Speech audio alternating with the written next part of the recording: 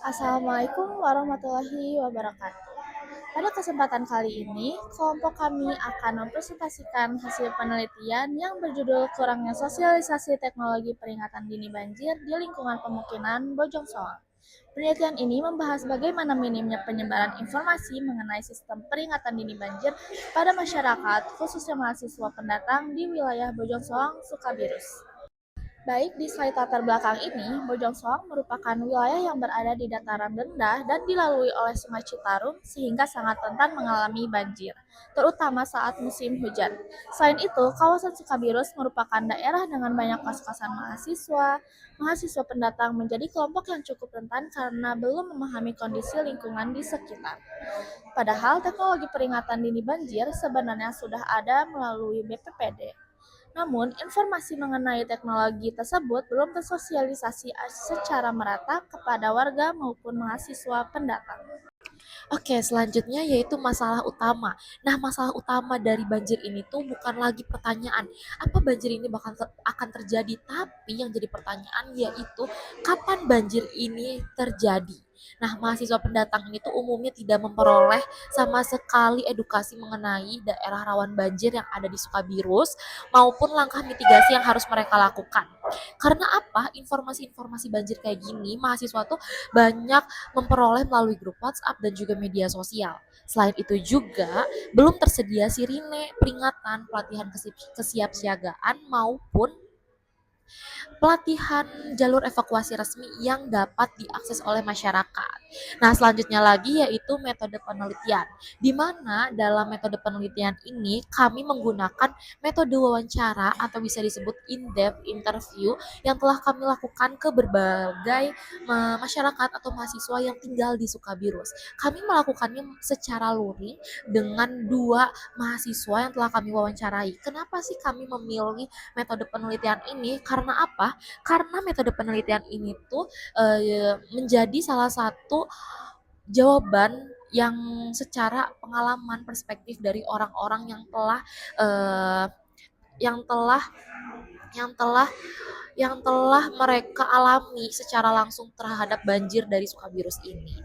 Hasil wawancara menunjukkan bahwa banjir sudah menjadi kejadian yang berulang di wilayah tersebut.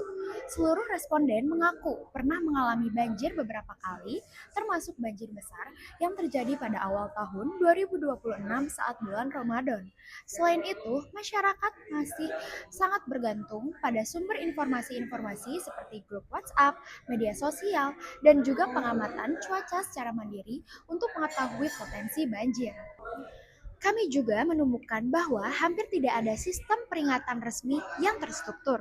Responden menyebutkan bahwa tidak terdapat sirine banjir maupun pelatihan kesiapsiagaan yang rutin dilakukan. Ketika banjir terjadi, warga hanya mengandalkan informasi dari sesama warga dan bantuan darurat seperti perahu karet milik masyarakat setempat. Hal ini menunjukkan bahwa kesiapsiagaan bencana masih belum terorganisasi dengan baik. Berdasarkan sila kedua, yaitu kemanusiaan yang adil dan beradab, setiap warga negara memiliki hak atas keselamatan dan juga perlindungan dari resiko bencana.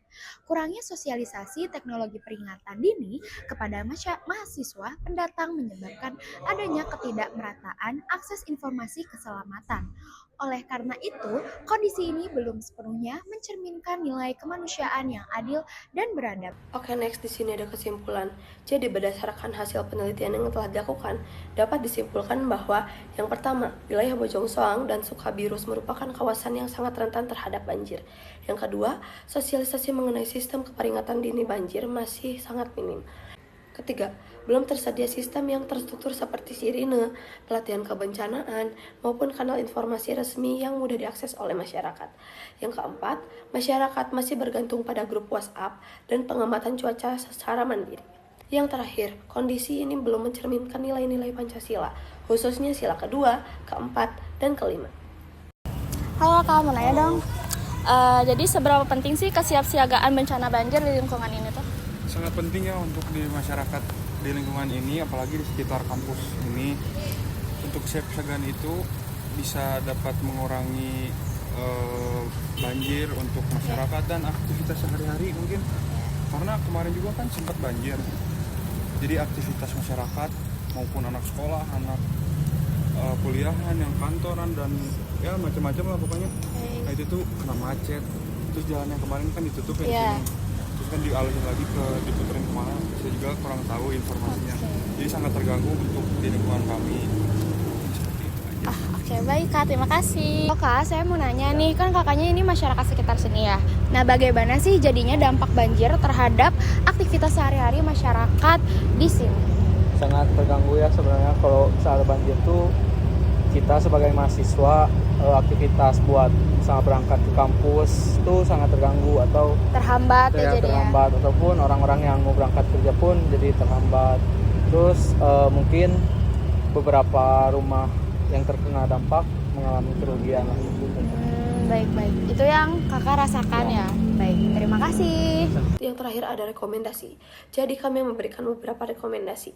Yang pertama, melakukan sosialisasi sistem peringatan dini banjir kepada seluruh warga, termasuk mahasiswa baru yang tinggal di kawasan tersebut. Yang kedua, mengoptimalkan kolam retensi dan infrastruktur pengendalian banjir agar dampak banjir dapat diminimalkan. Yang ketiga, mengembangkan aplikasi atau sistem notifikasi secara digital yang dapat memberikan informasi banjir secara cepat dan akurat. Yang keempat, membentuk forum komunikasi kebencanaan di tingkat RT atau RW agar informasi dapat tersampaikan secara merata kepada seluruh masyarakat. Nah, dengan langkah-langkah tersebut, diharapkan kesiapsiagaan masyarakat terhadap bencana banjir dapat meningkat.